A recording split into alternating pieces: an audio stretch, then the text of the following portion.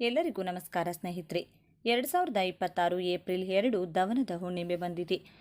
ಹುಣ್ಣಿಮೆ ನಂತರ 8 ರಾಶಿಯವರಿಗೆ ರಾಜಯೋಗ ಶುರುವಾಗಿದೆ. ಈ 8 ರಾಶಿಯವರು ಪ್ರತಿಯೊಂದು ಕ್ಷೇತ್ರದಲ್ಲೂ ಅಧಿಕ ಲಾಭವನ್ನು ಪಡೆಯುತ್ತಾರೆ. ತಮ್ಮ ಜೀವನದಲ್ಲಿ ಎಲ್ಲ ರೀತಿಯ ಸಮಸ್ಯೆಗಳಿಂದ ಮುಕ್ತರಾಗುತ್ತಾರೆ. ಹಾಗಾದರೆ ರಾಜಯೋಗ ಇರುವ ರಾಶಿಗಳು ಯಾವುವು?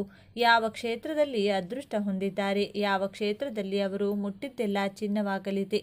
ಇದೇ ನವೆಂಬರ್ 5ನೇ ತಾರೀಕು ಬಹಳ ಭಯಂಕರವಾಗಿರುವಂತಹ ಹುಣ್ಣಿಮೆ ಇದೆ.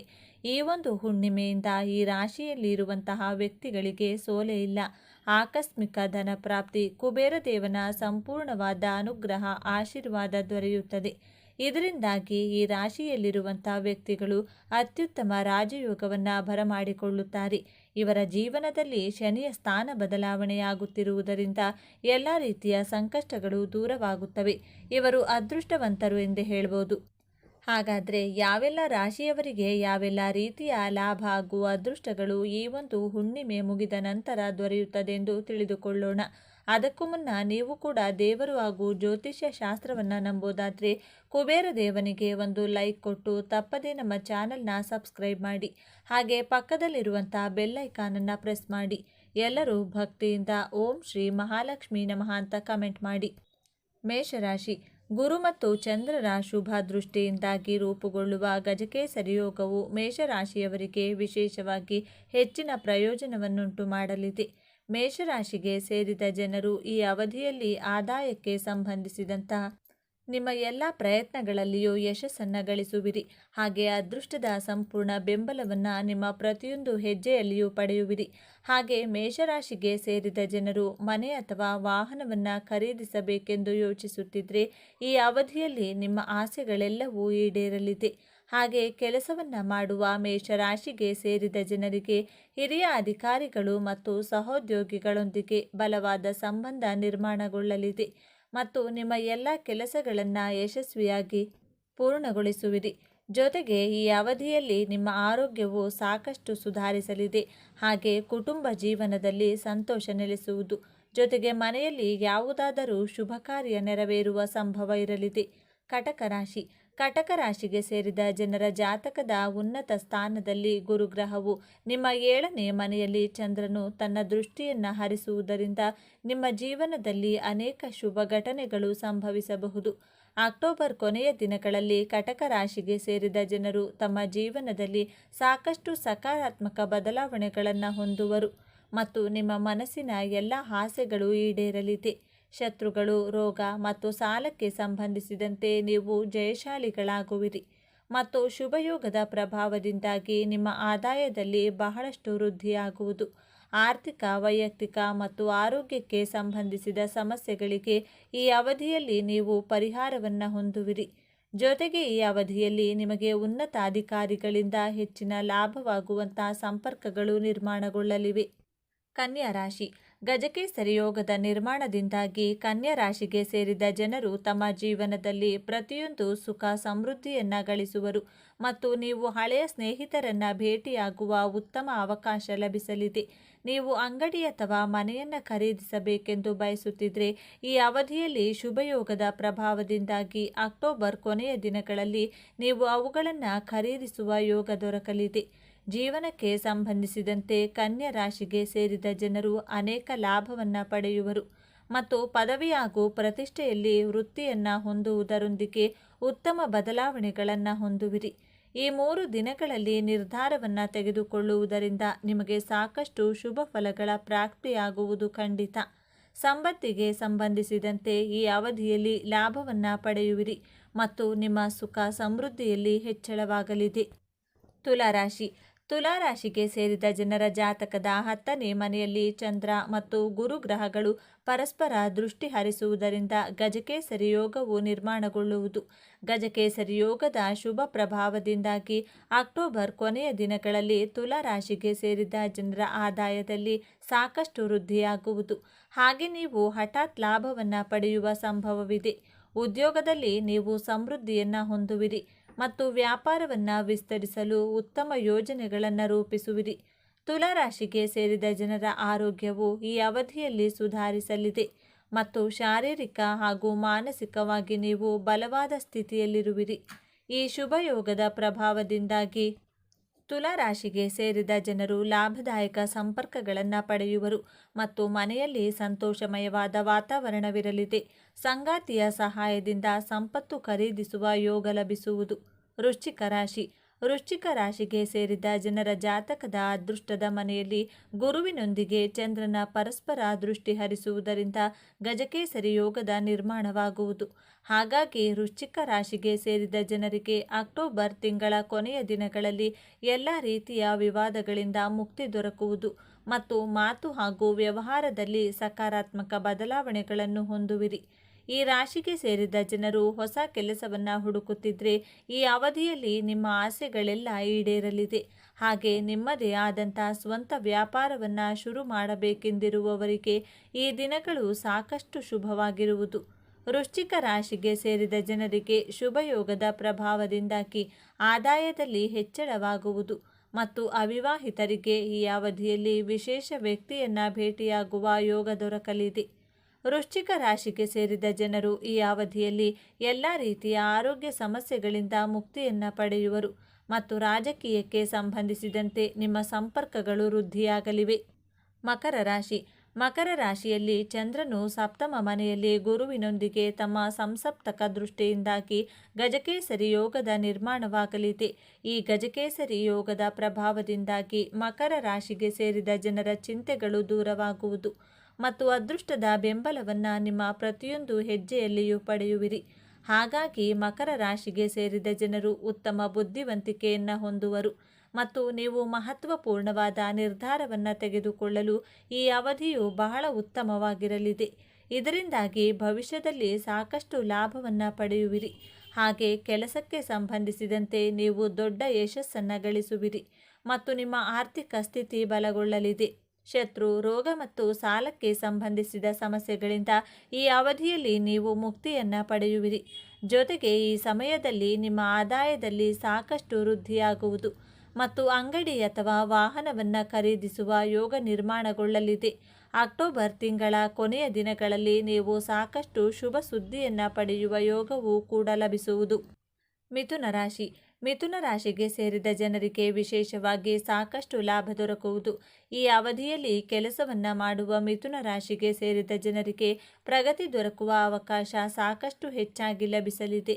ಈ ಸಮಯದಲ್ಲಿ ಮಿಥುನ ರಾಶಿಗೆ ಸೇರಿದ ವಿದ್ಯಾರ್ಥಿಗಳಿಗೆ ಶಾರೀರಿಕ ಉತ್ಸಾಹದಲ್ಲಿ ಬಹಳಷ್ಟು ಹೆಚ್ಚಳವಾಗುವುದು ಮತ್ತು ಯಶಸ್ಸು ಗಳಿಸುವ ಸಂಭವ ಸಾಕಷ್ಟು ವೃದ್ಧಿಯಾಗಲಿದೆ. ಈ ಅವಧಿಯಲ್ಲಿ ಮಿಥುನ ರಾಶಿಗೆ ಸೇರಿದ ವ್ಯಾಪಾರವನ್ನು ಮಾಡುವ ಜನರಿಗೆ ಹೆಚ್ಚಿನ ಲಾಭವನ್ನು ಪಡೆಯಲು ಉತ್ತಮ ಅವಕಾಶಗಳ ಪ್ರಾಪ್ತಿ ಕೂಡ ಆಗುವುದು. ಮಂಗಳನ ಶುಭ ಪ್ರಭಾವದಿಂದಾಗಿ ಮಿಥುನ ರಾಶಿಗೆ ಸೇರಿದ ಜನರು ತಮ್ಮ ಕಠಿಣ ಪರಿಶ್ರಮಕ್ಕೆ ತಕ್ಕ ಪ್ರತಿಫಲವನ್ನು ಈ ಸಂದರ್ಭದಲ್ಲಿ ಪಡೆಯಲಿದ್ದಾರೆ. ಬುಧನ ನಕ್ಷತ್ರದಲ್ಲಿ ಮಂಗಳನ ಸಂಚಾರದಿಂದಾಗಿ ನಿಮ್ಮ ಮನೆಯಲ್ಲಿ ಸುಖ ಸಮೃದ್ಧಿ ಹೆಚ್ಚಾಗುವುದು. ಜೊತೆಗೆ ಶಾಂತಿಯುತ ವಾತಾವರಣ ಇರುವುದರಿಂದ ಸಾಕಷ್ಟು ಸಕಾರಾತ್ಮಕ ಫಲಿತಾಂಶಗಳನ್ನು ಈ ಸಂದರ್ಭದಲ್ಲಿ ಮಿಥುನ ರಾಶಿಗೆ ಸೇರಿದ ಜನರು ಪಡೆಯಲಿದ್ದಾರೆ.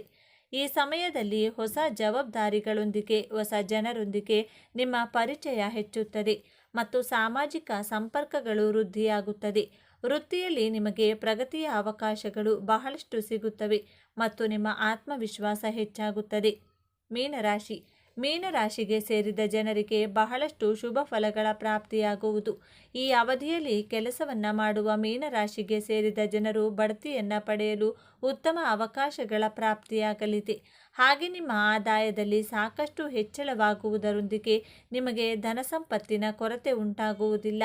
ಈ ಸಂದರ್ಭದಲ್ಲಿ ನಿಮ್ಮ ಕಷ್ಟಗಳೆಲ್ಲ ದೂರವಾಗಲಿದೆ. ಮಂಗಳನ ಶುಭ ಪ್ರಭಾವದಿಂದಾಗಿ ಮೀನರಾಶಿಗೆ ಸೇರಿದ ಜನರ ಆತ್ಮವಿಶ್ವಾಸದಲ್ಲಿ ಸಾಕಷ್ಟು ಹೆಚ್ಚಳವಾಗುವುದು ಮತ್ತು ಅದೃಷ್ಟದ ಸಂಪೂರ್ಣ ಬೆಂಬಲವನ್ನು ಈ ರಾಶಿಗೆ ಸೇರಿದ ಜನರು ತಮ್ಮ ಪ್ರತಿ ಹೆಜ್ಜೆಯಲ್ಲಿ ಪಡೆಯಲಿದ್ದಾರೆ. ಮೀನರಾಶಿಗೆ ಸೇರಿದ ಜನರು ಈ ಅವಧಿಯಲ್ಲಿ ಶಾರೀರಿಕವಾಗಿ ಉತ್ತಮ ಸಾಮರ್ಥ್ಯವನ್ನು ಹೊಂದುವರು. ಹಾಗೆ ಮಂಗಳನ ನಕ್ಷತ್ರ ಬದಲಾವಣೆಯಿಂದಾಗಿ ಮೀನರಾಶಿಗೆ ಸೇರಿದ ಜನರ ಮನೆಯಲ್ಲಿ ಸುಖ ಶಾಂತಿ ಹೆಚ್ಚಾಗಿ ನೆಲೆಸುವುದು. ಜೊತೆಗೆ ಕೆಲಸವನ್ನು ಮಾಡುವ ಈ ರಾಶಿಯವರಿಗೆ ಪ್ರಗತಿಗಾಗಿ ಅತ್ಯುತ್ತಮವಾದ ಅವಕಾಶಗಳು ಈ ಸಂದರ್ಭದಲ್ಲಿ ಗೋಚರಿಸಲಿದೆ. ಕುಟುಂಬದಲ್ಲಿ ಯಾರಿಗಾದರೂ ಆರೋಗ್ಯ ಸಂಬಂಧಿತ ಸಮಸ್ಯೆ ಇದ್ದರೆ ಅವರಿಗೆ ಪರಿಹಾರ ದೊರೆಯುತ್ತದೆ ಮತ್ತು ಕುಟುಂಬದೊಂದಿಗೆ ಯಾವುದಾದರೂ ತೀರ್ಥ ಸ್ಥಳಕ್ಕೆ ಹೋಗಲು ಯೋಜನೆಯನ್ನು ರೂಪಿಸುವಿರಿ. ಈ ಅವಧಿಯಲ್ಲಿ ಕುಟುಂಬದ ಯಾರಾದರೂ ಸದಸ್ಯರಿಗೆ ವಿವಾಹದ ಯೋಗ ದೊರಕಬಹುದು. ಈ ಮಾಹಿತಿ ನಿಮಗೆ ಇಷ್ಟವಾಗಿದೆ ಎಂದು ನಾನು ಭಾವಿಸ್ತೇನೆ. ಈ ಮಾಹಿತಿಯನ್ನು ಲೈಕ್ ಮಾಡಿ, ಶೇರ್ ಮಾಡಿ, ನಮ್ಮ ಚಾನಲ್ನ ತಪ್ಪದೇ ಸಬ್ಸ್ಕ್ರೈಬ್ ಮಾಡ್ಕೊಳ್ಳಿ. ಒಂದೊಳ್ಳೆ ಮಾಹಿತಿಯೊಂದಿಗೆ ಪುನಃ ಭೇಟಿಯಾಗೋಣ. ಅಲ್ಲಿಯವರೆಗೂ ನೋಡ್ತಾ ಇರಿ ನಮ್ಮ ಚಾನಲ್. ಎಲ್ಲರಿಗೂ ಭಕ್ತಿಯಿಂದ ಓಂ ಶ್ರೀ ಶನೇಶ್ವರ ನಮಃ ಅಂತ ಕಮೆಂಟ್ ಮಾಡಿ. ಈ ದಿನ ನೀವು ಕೆಲವು ಪರಿಹಾರಗಳನ್ನು ಮಾಡಿಕೊಂಡ್ರೆ ವರ್ಷ ಪೂರ್ತಿ ಶುಭದಾಯಕವಾಗಿ ಶುರುವಾಗುತ್ತದೆ ಎಂದು ಪಂಡಿತರು ಹೇಳುತ್ತಾರೆ. ಹಾಗಾಗಿ ಈ ವಿಡಿಯೋದಲ್ಲಿ ನಾವು ಈ ದಿನ ಆಚರಿಸಬೇಕಾದಂಥ ಕೆಲವು ವಿಧಿವಿಧಾನಗಳನ್ನು ತಿಳಿದುಕೊಳ್ಳೋಣ. ಆದರೆ ಅದಕ್ಕೂ ಮುಂಚೆ ನೀವಿನ್ನು ನಮ್ಮ ಚಾನಲ್ನ ಸಬ್ಸ್ಕ್ರೈಬ್ ಮಾಡಿಕೊಂಡಿಲ್ಲ ಅಂದರೆ ಖಂಡಿತ ಈಗಲೇ ಸಬ್ಸ್ಕ್ರೈಬ್ ಮಾಡ್ಕೊಳ್ಳಿ. ಹಾಗೆ ಈ ವಿಡಿಯೋ ಇಷ್ಟ ಆದರೆ ಮರೆಯದೇ ಒಂದು ಲೈಕ್ ಕೊಡಿ. ಎಲ್ಲರೂ ಭಕ್ತಿಯಿಂದ ಓಂ ಶ್ರೀ ಮಹಾಲಕ್ಷ್ಮಿ ನಮಃ ಅಂತ ಕಮೆಂಟ್ ಮಾಡಿ. ಸ್ನೇಹಿತರೆ, ಮೊದಲಿಗೆ ನಾವು ತಿಳ್ಕೋಬೇಕಾಗಿರುವಂತಹ ವಿಷಯ ಏನಂದರೆ, ಈ ದಿನ ಮಹಾಲಕ್ಷ್ಮಿಯ ಜೊತೆ ಶಿವನನ್ನು ಪೂಜಿಸಬೇಕು. ಈ ದಿನ ಶಿವನನ್ನು ಯಾರು ಪೂಜಿಸುತ್ತಾರೋ ಅವರು ಶಾಶ್ವತವಾಗಿ ಪುಣ್ಯ ಫಲವನ್ನು ಪಡೆದುಕೊಳ್ಳುತ್ತಾರೆ. ಅವರ ಜೀವನದಲ್ಲಿ ಸುಖ ಸಂತೋಷ ಶಾಶ್ವತವಾಗಿ ನೆಲೆಯೂರುತ್ತದೆ. ಕಾಲಸರ್ಪ ದೋಷಗಳು, ರಾಹುಕೇತು ದೋಷಗಳು ಹಾಗೂ ಪಿತೃದೋಷಗಳಿಂದ ಅವರು ವಿಮುಕ್ತಿ ಪಡೆದುಕೊಳ್ಳುತ್ತಾರೆ. ಈ ದಿನದಂದು ನಾವು ಯಾವ ಪರಿಹಾರವನ್ನು ಮಾಡಿಕೊಂಡ್ರೆ ವರ್ಷ ಪೂರ್ತಿ ನಮಗೆ ಶುಭದಾಯಕವಾಗಿ ಪ್ರಾರಂಭವಾಗುತ್ತದೆ ಎಂದು ಈಗ ನೋಡೋಣ. ಗೃಹಿಣಿಯರು ಸೂರ್ಯೋದಯಕ್ಕೂ ಮುಂಚೆಯೇ ಎದ್ದು ಮನೆ ಶುಭ್ರಪಡಿಸಿಕೊಂಡು ತಲೆ ಸ್ನಾನ ಮಾಡಿಕೊಂಡು ಶಿವನ ಪೂಜೆ ಮಾಡಬೇಕು. ಈ ದಿನ ನೀವು ಮಾಡುವಂಥ ಶಿವನ ಪೂಜೆಯಿಂದ ಕೋಟಿ ಜನ್ಮಗಳ ಪುಣ್ಯಫಲ ಪಡೆದುಕೊಳ್ಳುತ್ತೀರಿ. ಶಿವನ ಪೂಜೆ ಮುಗಿದ ನಂತರ ದೇವರ ಮನೆಯ ಮುಂದೆ ಕುಳಿತುಕೊಂಡು ಭಕ್ತಿಯಿಂದ 108 ಸಲ ಓಂ ನಮಃ ಶಿವಾಯ ಎಂಬ ಮಂತ್ರವನ್ನು ಜಪಿಸಬೇಕು. ಈ ಮಂತ್ರಕ್ಕೆ ಅಪಾರವಾದ ಶಕ್ತಿ ಇದೆ. ಈ ಅಮಾವಾಸ್ಯೆಯಂದು ಯಾರು ಈ ಮಂತ್ರವನ್ನು 108 ಸಲ ಜಪ ಮಾಡುತ್ತಾರೋ ಅವರಿಗೆ ಅಪಾರವಾದ ಧನ ಸಂಪತ್ತು ಪ್ರಾಪ್ತಿಯಾಗುತ್ತದೆ. ಈ ದಿನದಂದು ಯಾವ ಸಮಯದಲ್ಲಾದರೂ ಸರಿ ನೀವು ಶಿವನ ದೇವಸ್ಥಾನಕ್ಕೊಮ್ಮೆ ತಪ್ಪದೇ ಭೇಟಿ ಕೊಡಲೇಬೇಕು. ಈ ದಿನ ಶಿವನ ದೇವಸ್ಥಾನಕ್ಕೆ ಹೋಗಿ ಅವರ ದರ್ಶನ ಪಡೆದುಕೊಂಡು ಬಂದರೆ ಖಂಡಿತ ಶಿವಾನುಗ್ರಹ ಪ್ರಾಪ್ತಿಯಾಗುತ್ತದೆ. ಈ ದಿನದಂದು ಭೂಮಿಯ ಮೇಲೆ ಹೆಚ್ಚಿನ ಸಂಖ್ಯೆಯಲ್ಲಿ ದುಷ್ಟಶಕ್ತಿಗಳು, ನಮ್ಮ ಪೂರ್ವಿಕರ ಆತ್ಮಗಳು, ನಮ್ಮ ಪಿತೃದೇವತೆಗಳು ಸಂಚಾರ ಮಾಡುತ್ತಿರುತ್ತಾರೆ. ಈ ದುಷ್ಟಶಕ್ತಿಗಳು ನಮ್ಮ ಮನೆಯಲ್ಲಿ ಏನಾದರೂ ಪ್ರವೇಶ ಮಾಡಿದರೆ ನಮ್ಮ ಜೀವನವೇ ಅಲ್ಲೋಲ ಕಲ್ಲೋಲವಾಗುತ್ತದೆ. ಹಾಗಾಗಿ ಈ ದಿನ ರಾತ್ರಿ 10 ಗಂಟೆಯ ನಂತರ ನೀರಿನಲ್ಲಿ ಸ್ವಲ್ಪ ಕಲ್ಲುಪ್ಪು ಬೆರೆಸಿ ಅದನ್ನು ಮನೆಯೆಲ್ಲ ಕೂಡ ಚಿಮುಕಿಸಿಕೊಳ್ಳಬೇಕು. ಹಾಗೆ ಮನೆಯವರೆಲ್ಲ ಕೂಡ ಸ್ವಲ್ಪ ತಲೆಯ ಮೇಲೆ ಚಿಮುಕಿಸಿಕೊಂಡು ಉಳಿದ ನೀರನ್ನು ಹೊಸಿಲಿನ ಮುಂದೆ ಚೆಲ್ಲಬೇಕು.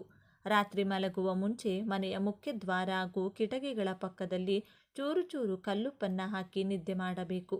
ಮಾರನೇ ದಿನ ಅಮಾವಾಸ್ಯೆ ಮುಗಿದ ನಂತರ ಮತ್ತೆ ಆ ಉಪ್ಪನ್ನೆಲ್ಲ ತೆಗೆದು ಹೊರಗಡೆ ಬಿಸಾಕಿ ಮನೆಯೆಲ್ಲ ಕೂಡ ಶುಭ್ರಪಡಿಸಿಕೊಂಡು ಕಲ್ಲುಪ್ಪನ್ನು ಬೆರೆಸಿದ ನೀರನ್ನು ಮತ್ತೆ ಮನೆಯೆಲ್ಲ ಕೂಡ ಚಿಮುಕಿಸಿಕೊಂಡು ಮನೆಯವರೆಲ್ಲ ಕೂಡ ಸ್ನಾನ ಮಾಡುವ ನೀರಿನಲ್ಲಿ ಸ್ವಲ್ಪ ಕಲ್ಲುಪ್ಪನ್ನು ಬೆರೆಸಿ ಸ್ನಾನ ಮಾಡಿಕೊಳ್ಳಬೇಕು. ಈ ರೀತಿ ಮಾಡೋದ್ರಿಂದ ಮನೆಯಲ್ಲಿ ಅಥವಾ ಮೈಯಲ್ಲಿ ದುಷ್ಟಶಕ್ತಿಗಳು ಪ್ರವೇಶ ಮಾಡುವುದಿಲ್ಲ. ಇದಾಗಲೇ ಯಾವುದಾದರೂ ದುಷ್ಟಶಕ್ತಿಗಳಿದ್ದರೂ ಕೂಡ ಅದು ಹೊರಟು ಹೋಗುತ್ತದೆ. ಈ ದಿನದಂದು ಕೂಡ ಮನೆಯಲ್ಲಿರುವ ಎಲ್ಲರೂ ಕಲ್ಲುಪ್ಪಿನಿಂದ ದೃಷ್ಟಿ ತೆಗೆದುಕೊಳ್ಳಬೇಕು. ಮಕ್ಕಳಿಗೆ ತಂದೆ ತಾಯಿ, ಅಜ್ಜಿ ತಾತ ಯಾರಾದರೂ ದೃಷ್ಟಿ ತೆಗೆಯಬಹುದು. ಹಾಗೆ ಹಿರಿಯರಾದರೆ ಅವರೇ ಸ್ವಲ್ಪ ಕಲ್ಲುಪ್ಪನ್ನು ಕೈಯಲ್ಲಿ ಹಿಡಿದುಕೊಂಡು ಅವರ ತಲೆಯ ಸುತ್ತ 3 ಬಾರಿ ಸುತ್ತಿಕೊಳ್ಳುವ ಮೂಲಕ ದೃಷ್ಟಿ ತೆಗೆದು ಆ ಉಪ್ಪನ್ನು ಹೊರಗಡೆ ಎಸೆಯಬೇಕು ಅಥವಾ ಅದನ್ನು ನೀರಿನಲ್ಲಿ ಬೆರೆಸಿ ಆ ನೀರನ್ನು ಹೊರಗೆ ಚೆಲ್ಲಬೇಕು. ಈ ರೀತಿ ಮಾಡಿದರೆ ಮುಂಬರುವ ದಿನಗಳಲ್ಲಿ ಯಾವ ಕಷ್ಟವೂ ಇಲ್ಲದೆ ಸುಖ, ಶಾಂತಿ, ನೆಮ್ಮದಿ ಹಾಗೂ ಅಷ್ಟೈಶ್ವರ್ಯದಿಂದ ಬದುಕಬಹುದು. ಈ ದಿನ ಕಾಲಿಗೆ ಕಪ್ಪು ದಾರ ಕಟ್ಟಿಕೊಂಡ್ರೆ ಎಲ್ಲ ರೀತಿಯಾದ ನರದೃಷ್ಟಿ, ಕಣ್ಣು ದೃಷ್ಟಿ, ಕೆಟ್ಟ ದೃಷ್ಟಿ ನಮ್ಮ ಮೇಲಿದ್ರೆ ಹೊರಟು ಹೋಗುತ್ತದೆ. ತಪ್ಪದೆ ಸಂಜೆ ಹೊಸ್ತಿಲಿನ ಮುಂದೆ 2 ದೀಪಗಳನ್ನು ಹಚ್ಚಬೇಕು. ಈ ರೀತಿ ಮಾಡುವ ಮೂಲಕ ನಮ್ಮ ಎಲ್ಲ ಕಷ್ಟಗಳನ್ನು ಆ ಪರಮೇಶ್ವರ ದೂರ ಮಾಡುತ್ತಾರೆ. ಸ್ವಸ್ತಿಕ್ ಚಿಹ್ನೆಯಲ್ಲಿ ಮುಕ್ಕೋಟಿ ದೇವತೆಗಳು ವಾಸವಿರುತ್ತಾರೆಂದು ಹೇಳುತ್ತಾರೆ. ಹಾಗಾಗಿ ನಿಮ್ಮ ಮನೆಯ ಸಿಂಹದ್ವಾರದ ಮೇಲೆ ಸ್ವಸ್ತಿಕ್ ಚಿಹ್ನೆಯನ್ನು ಅರಿಶಿನದಿಂದ ಬಿಡಿಸಿ ಮಧ್ಯದಲ್ಲೊಂದು ಕುಂಕುಮದ ಬೊಟ್ಟನ್ನು ಇಡಬೇಕು. ಯಾರ ಮನೆ ಬಾಗಿಲಿನ ಮೇಲೆ ಸ್ವಸ್ತಿಕ್ ಚಿಹ್ನೆ ಇರುತ್ತದೋ ಅವರ ಮನೆಯೊಳಗೆ ಲಕ್ಷ್ಮೀದೇವಿ ಪ್ರವೇಶ ಮಾಡುತ್ತಾರೆ ಎಂದು ಪಂಡಿತರು ಹೇಳುತ್ತಾರೆ. ಲಕ್ಷ್ಮೀದೇವಿ ಇರುವಂತಹ ಮನೆ ಸುಖ, ಶಾಂತಿ, ಸಂತೋಷ, ನೆಮ್ಮದಿ, ಆರೋಗ್ಯ ಹಾಗೂ ಐಶ್ವರ್ಯದಿಂದ ತಾಂಡವವಾಡುತ್ತದೆ ಎಂದು ಮಹಾಲಕ್ಷ್ಮಿಯನ್ನು ಪೂಜಿಸುವುದು ವಾಡಿಕೆ. ಹಾಗಾಗಿ ಈ ದಿನ ಮಹಾಲಕ್ಷ್ಮಿ ಸ್ವರೂಪವಾದ ಕಲ್ಲುಪ್ಪನ್ನು ಕೊಂಡುಕೊಂಡು ಮನೆಗೆ ತಂದರೆ ಕಲ್ಲುಪ್ಪಿನ ಜೊತೆ ಮಹಾಲಕ್ಷ್ಮಿ ಕೂಡ ನಿಮ್ಮ ಮನೆಗೆ ಬರುತ್ತಾಳೆ. ಇದರಿಂದ ವಿಪರೀತವಾದ ಧನಲಾಭ ಉಂಟಾಗುತ್ತದೆ. ಈ ದಿನ ಸಂಜೆ ಒಂದು ಚಿಕ್ಕ ಗಾಜು ಬಟ್ಟಲಿನಲ್ಲಿ ಅಥವಾ ಲೋಟದಲ್ಲಿ ಕಲ್ಲುಪ್ಪನ್ನು ಹಾಕಿ ದೇವರ ಮನೆಯಲ್ಲಿಟ್ಟು ಪೂಜೆ ಮಾಡಬೇಕು. ಈ ರೀತಿ ಮಾಡೋದ್ರಿಂದ ಮನೆಯಲ್ಲಿರುವ ದರಿದ್ರ ದೇವತೆ ಹೊರಟು ಹೋಗಿ ಮುಕ್ಕೋಟಿ ದೇವತೆಗಳು ನಿಮ್ಮ ಮನೆಯೊಳಗೆ ಹೆಜ್ಜೆ ಇಡುತ್ತಾರೆ. ಈ ದಿನ ಅಪ್ಪಿತಪ್ಪಿಯೂ ಯಾರಿಗೂ ಹಣ ಕೊಡಬೇಡಿ. ಹಾಗೆ ಎಂಥ ಪರಿಸ್ಥಿತಿಯಲ್ಲೂ ಹಗಲು ಹೊತ್ತಿನಲ್ಲಿ ನಿದ್ದೆ ಮಾಡಬೇಡಿ. ಬೂದು ಕುಂಬಳಕಾಯಿಯನ್ನು ಲಕ್ಷ್ಮಿ ಸ್ವರೂಪದಂದೇ ಭಾವಿಸುತ್ತಾರೆ. ಹಾಗಾಗಿ ಒಂದು ಬೂದು ಕುಂಬಳಕಾಯಿ ತಂದು ನಿಮ್ಮ ಮನೆಯ ಬಾಗಿಲಿಗೆ ಕಟ್ಟಿಬಿಡಿ. ಕುಂಬಳಕಾಯಿ ಮನೆ ಮುಂದೆ ಕಟ್ಟಿಕೊಂಡ್ರೆ ಮನೆಯಲ್ಲಿರುವಂತಹ ದರಿದ್ರ ಎಲ್ಲ ಹೊರಟು ಹೋಗಿ ಧನಲಕ್ಷ್ಮಿ ತಾಂಡವವಾಡುತ್ತಾಳೆ. ಕುಂಬಳಕಾಯಿ ಕಟ್ಟಲು ಸಾಧ್ಯವಾಗದವರು ಅಲೋವೆರಾ ಗಿಡವನ್ನು ಕೂಡ ಕಟ್ಟಬಹುದು. ಅಪ್ಪಿತಪ್ಪಿಯೂ ಕಪ್ಪು ಬಟ್ಟೆಗಳನ್ನು ಮನೆಯಲ್ಲಿ ಯಾರೂ ಕೂಡ ಹಾಕಿಕೊಳ್ಳಬೇಡಿ. ಹಾಗೆ ಗೃಹಿಣಿಯರು, ಹೆಣ್ಣು ಮಕ್ಕಳು ಯಾರೇ ಆಗಲಿ ಕೂದಲು ಹರಿಬಿಟ್ಟುಕೊಂಡು ಹೊರಗಡೆ ಓಡಾಡಬಾರದು. ಈ ರೀತಿ ಕೂದಲು ಬಿಟ್ಟುಕೊಂಡು ಹೊರಗಡೆ ಓಡಾಡಿದರೆ ಖಂಡಿತ ದುಷ್ಟಶಕ್ತಿಗಳು ನಿಮ್ಮನ್ನು ಹಿಂಬಾಲಿಸಿಕೊಂಡು ಬರುತ್ತದೆ. ಈ ದಿನ ರಾತ್ರಿ ಉಪವಾಸ ಇದ್ದರೆ ಒಳ್ಳೆಯದು. ಉಪವಾಸ ಇರಲು ಸಾಧ್ಯವಾಗದವರು ಕನಿಷ್ಠ ಪಕ್ಷ ಮೊಸರು ಹಾಗೂ ಉಪ್ಪು ಬೆರೆಸಿದಂಥ ಪದಾರ್ಥವನ್ನು ತಿನ್ನಬಾರದು. ಈ ದಿನದಂದು ಪೊರಕೆ ಕೊಂಡುಕೊಳ್ಳಬಾರದು. ಪೊರಕೆ ಕೊಂಡುಕೊಂಡ್ರೆ ಲಕ್ಷ್ಮೀ ದೇವಿಯ ಆಗ್ರಹಕ್ಕೆ ಗುರಿಯಾಗುತ್ತೀರಿ. ಇದರಿಂದ ನಿಮ್ಮ ಆದಾಯ ದಿನೇ ದಿನೇ ಕಡಿಮೆಯಾಗುತ್ತದೆ. ಈ ದಿನ ಪ್ರತಿಯೊಬ್ಬರೂ ಕೂಡ ಖಂಡಿತವಾಗಿಯೂ ತಲೆ ಸ್ನಾನ ಮಾಡಿಕೊಳ್ಳಬೇಕು. ತಲೆ ಸ್ನಾನ ಮಾಡಿಕೊಂಡ್ರೆ ನಮ್ಮ ಜಾತಕದಲ್ಲಿರುವ ಎಲ್ಲ ದೋಷಗಳು ಕೂಡ ನಿವಾರಣೆಯಾಗುತ್ತೆ. ಒಂದು ವೇಳೆ ತಲೆ ಸ್ನಾನ ಮಾಡದೆ ಹೋದರೆ ಖಂಡಿತ ದರಿದ್ರ ನಮ್ಮನ್ನು ಬಿಟ್ಟು ಹೋಗಲ್ಲ. ಅಪ್ಪಿತಪ್ಪಿಯೂ ತಲೆಗೆ ಎಣ್ಣೆ ಹಚ್ಚಿಕೊಳ್ಳಬಾರದು. ಕೆಲವರು ಮಾಂಸಾಹಾರ ತಿನ್ನುತ್ತಾರೆ, ಆದರೆ ಅಪ್ಪಿತಪ್ಪಿಯೂ ಮಾಂಸಾಹಾರವನ್ನು ಮುಟ್ಟಬಾರದು. ಮಾಂಸಾಹಾರ ತಿನ್ನುವುದರಿಂದ ಜೀವನದಲ್ಲಿ ಸುಖ ಸುಮ್ಮನೆ ಕಷ್ಟಗಳು ಶುರುವಾಗುತ್ತದೆ. ಪೂಜಾ ಸಾಮಗ್ರಿಗಳನ್ನು ಕೊಂಡುಕೊಳ್ಳಬಾರದು. ಮುಖ್ಯವಾಗಿ ಅಕ್ಕಿ ಹಿಟ್ಟು, ಅಕ್ಕಿ ನುಚ್ಚು, ಗೋಧಿ ನುಚ್ಚು, ಗೋಧಿ ಹಿಟ್ಟನ್ನಂತೂ ಕೊಂಡುಕೊಳ್ಳಲೇಬಾರದು. ಈ ದಿನ ತುಳಸಿ ಎಲೆಗಳನ್ನು ಕೀಳಬಾರದು. ಯಾವ ರೀತಿಯಾಗಿ ಶುಭ ಕಾರ್ಯಗಳನ್ನು ಮಾಡಬಾರದು. ಈ ದಿನ ತಪ್ಪದೆ ಪ್ರತಿಯೊಬ್ಬರೂ ಚಂದ್ರನ ದರ್ಶನವನ್ನು ಪಡೆದುಕೊಳ್ಳಬೇಕು. ಪರಮೇಶ್ವರನ ತಲೆಯ ಮೇಲಿರುವ ಅದೃಷ್ಟ ಚಂದ್ರನದು. ತಲೆಯ ಮೇಲೆ ಚಂದ್ರ ಇರುವ ಕಾರಣ ಶಿವನನ್ನು ಸೋಮೇಶ್ವರ ಎಂದು ಕರೆಯುತ್ತಾರೆ. ಈ ದಿನ ಯಾರು ಚಂದ್ರನ ದರ್ಶನ ಪಡೆದುಕೊಂಡು ಅವರಿಗೆ ನಮಸ್ಕಾರ ಮಾಡುತ್ತಾರೋ ಅಂಥವರಿಗೆ ಎಷ್ಟೋ ಜನ್ಮಗಳ ಅದೃಷ್ಟ ಉಂಟಾಗುತ್ತದೆ. ಕೆಲ ತಲೆಮಾರುಗಳವರೆಗೂ ಕರಗದಂತಹ ಐಶ್ವರ್ಯ ಪ್ರಾಪ್ತಿಯಾಗುತ್ತದೆ. ಈ ದಿನ ಶಿವಲಿಂಗಕ್ಕೆ ಪಂಚಾಮೃತದ ಅಭಿಷೇಕವಾಗಲಿ, ಎಳನೀರಿನ ಅಭಿಷೇಕವಾಗಲಿ ಅಥವಾ ಬರೀ ನೀರಿನಿಂದ ಅಭಿಷೇಕವಾಗಲಿ ಮಾಡಿದರೆ ವಿಶೇಷವಾದ ಫಲ ಪಡೆದುಕೊಳ್ಳುತ್ತೀರಿ.